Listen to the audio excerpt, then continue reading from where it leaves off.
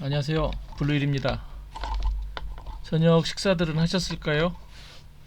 예, 저는 좀 일찍 먹기 때문에 진작 다 먹고 소화까지 거의 다 시켜가고 있습니다.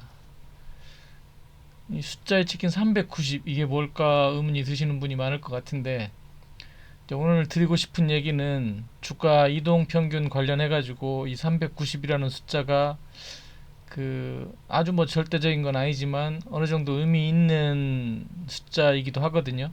이제 흔히 말하는 소위 말하는 세력들이 이용하는 숫자이기도 하고 그다음에 이제 먼저 이제 주가 이동 평균선이라는 거를 먼저 설명을 드리면 물론 뭐 대부분 다 아시겠지만 주가 이동 평균선은 이제 일정 기간의 주가를 순차적으로 이제 산술 평균을 낸 값입니다. 그러니까 종가 기준인데 그 예를 들어서 20일선이다 그러면 20일간의 그 그날을 포함해서 20일간의 종합지수 종가를 합산해 가지고 그걸 20으로 나눈 값이거든요. 그러니까 그 주가의 흐름을 따져서 그 해당 숫자만큼의 그 평균치로 나눈 값이 되는데 이제 그걸 선으로 연결을 하면 주가 이동 평균선이 되는 겁니다. 그래가지고 이제 그 이동 평균선에 의해서 주가를 예측하기도 하고 이제 오를 건지 내릴 건지 이제 그 판단하는 기준이 되기도 하고 하는데 이 391선이 가진 의미가 어떤 게 있느냐 물론 이게 절대적인 것도 아니고 오늘 지금 간단히 몇 종목으로만 지금 이제 설명을 드리기 위해서 뽑아 봤습니다. 지금 보시면 이제 391선의 활용법이라고 돼 있는데 뭐 분봉, 주봉, 월봉 다 마찬가지입니다. 근데 통상 이제 장기 평선이라 하면은 이제 150일 넘어가는 뭐 180일 그 넘어가는 이게 6개월 이상이 넘어가는 그 뭐 240일선, 480일선 뭐 이런 것들을 지칭을 하는데 세력들이 자주 활용하는 선이 이제 391선이거든요. 이거는 이제 그 경험치상 이제 그 다양하게 적용을 해보다 보니까 이제 느껴본 그런 건데 지금 여기 보면 진한 그 연두색으로 보이는 게 391선입니다. 지금. 근데 이제 보시면 이거 이제 휴원수라는 종목인데 오늘 이제 급등한 종목들에서 그 일단 뽑아봤는데 지금 이 해당 라인을 지금 8월 달에 이제 강하게 거래 동반해가지고 장대 양봉으로 뽑아낸 이후에 이걸 깨지 않고 계속 지켜주는 모습입니다. 물론 이제 이격이 벌어져 있기 때문에 이 라인까지 올라면은 적어도 이게 391선이라는 게 거의 1.18개월 정도 되거든요.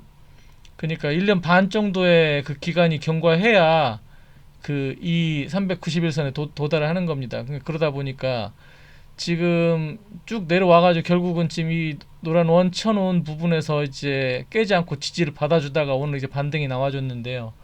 그 어떤 경우는 깨고 내려가는 경우도 물론 있죠. 근데 이제 적어도 이 정도에서 지지를 받는다라고 하면 위로 갈 가능성이 조금이라도 더 높다는 의미겠죠. 물론 이제 이 라인에서는 단순하게 이동평균선만 따지는 게 아니고 그 전에 저항으로 작용했던 이 가격대하고 겹치는 부분이다 보니까 이제 더 가능성이 높아진 거죠. 그러니까 단순하게 이동평균선만 따지는 게 아니고 그 장기 이동평균선이 있는데 그게 이제 그 전에 저항으로 작용됐던 그 구간이다, 그 가격대다라고 하면 여기서는 반등이 나올 가능성이 커지는 거죠. 그러니까 이제 우연이든 아니면 검색식을 통해서 검색을 하든 이런 자리에 있는 그 종목을 발견한다 그러면 적어도 오랜 기간이 걸리지 않고 그 하방보다는 상방으로 더 열려 있다는 거를 이제 경험치로 이제 경험을 해보시다 보면 이제 종목을 찾는데 훨씬 더 용이할 겁니다. 이제 그게 뭐 그 시황 트렌드라든가 이제 그런 거하고도 어느 정도 일맥상통이 된다라고 하면 더 좋겠죠.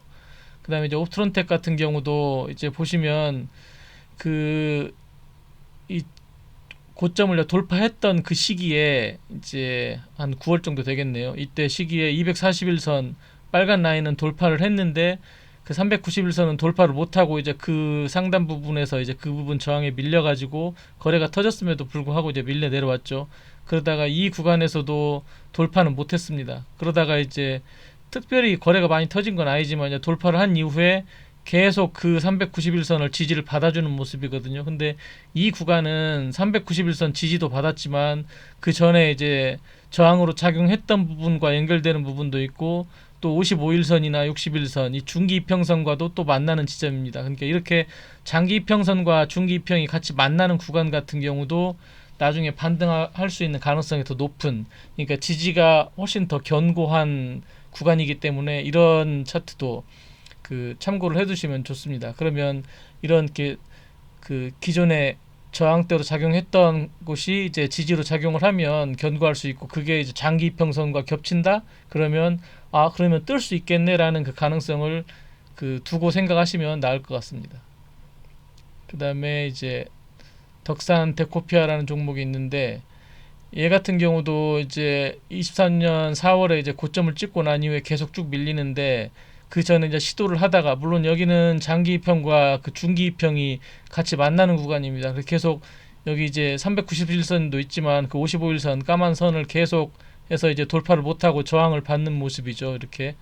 그러니까 아직은 올라갈 힘이 없다는 의미입니다. 그러다가 이제 여기서 중기 이평선을 돌파를 하고 상한가를 낸 다음에 이제 그 다음에 이제 장기평을 돌파를 했는데, 확실하게 돌파를 부터 계속 눌려주는 그런 모습이죠. 근데 그 종가상으로 거의 깨지 않고, 물론 이제 살짝 깨긴 했지만 다시 들어올리고 하면서 지지를 받아주는 모습. 그러다가 이제 그 추세선이 중기평선이 자리를 잡고 나서 그 이후에는, 물론 여기는 241선 내려오고 아직 390선까지 닿지는 않았지만 이 라인 부근에서 지지를 받아주는 모습이죠. 그러니까 이런 라인에서 장기 이평선 가까운 라인에서 지지를 받고 더 밀리지 않는다라고 하면 이제 뭐 분할로 예를 들어서 접근이 가능하고, 그 다음에 이제 종목에 대한 물론 기본적인 공부는 되어 있어야 되겠죠. 이 종목이 이제 예를 들어서 수급이 좀 들어온다면 올라갈 수 있을 만한 아이냐 아니면 관심 밖의 아이냐, 이제 그거는 판단해야 되지만, 아무튼 이런 식으로 그 체크를 해둘 필요가 있는 거고요. 그 다음에 이거는 뭐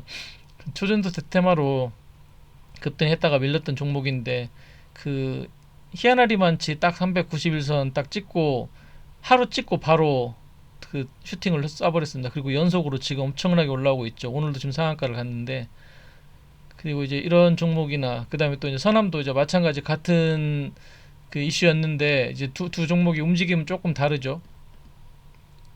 잠깐만요.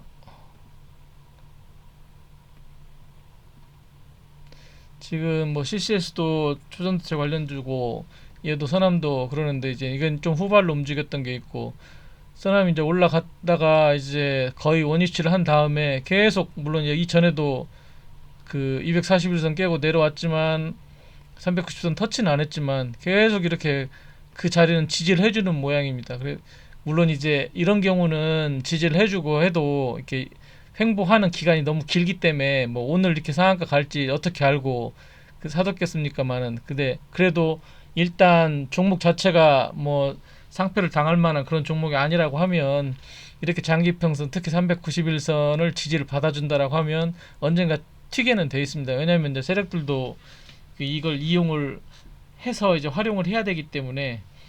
그러니까 아무튼 지금 오늘 이제 말씀드리는 거는 이제 391선에 대한 이야기인데, 그 저는 보면 지금 그 기본적으로 5선, 5일선, 11선, 21선, 61선, 120, 240선, 이게 이제 그 기본적인 세팅이잖아요. 근데 저는 거기 라인에다가 7일선, 이게 일본 기준으로 7일선, 15일선, 35일선, 55일선, 그 다음에 120선, 그 다음에 391선, 이렇게 해가지고 추가로 세팅을 해가지고 활용을 하거든요. 이제 선의 굵기를 차이가 나게 해가지고.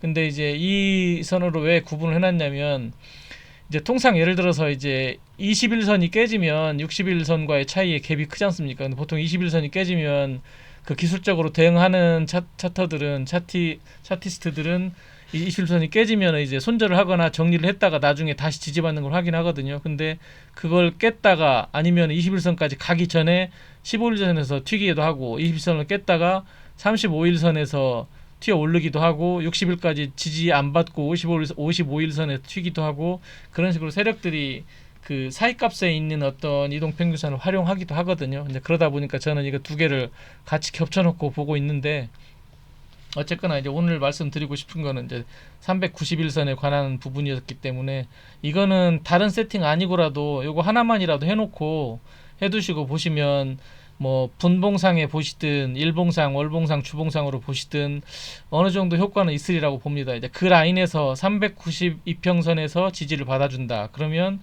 얘는 지지받고 반등해줄 가능성이 그래도 조금은 더 크다라는 거 한번 염두해 보시고, 이제 기존에 보유하고 계신 종목들 기존 라인에 이제 세팅을 해 두신 다음에 그전 흐름 같은 거 판단해 보시고, 비슷하게 거기서 지지와 저항을 받아줬다라고 하면 걔는 나중에 거기가 지지라인이 될 가능성이 높으니까 참고하셔서 대응하기 바라겠습니다. 이상입니다.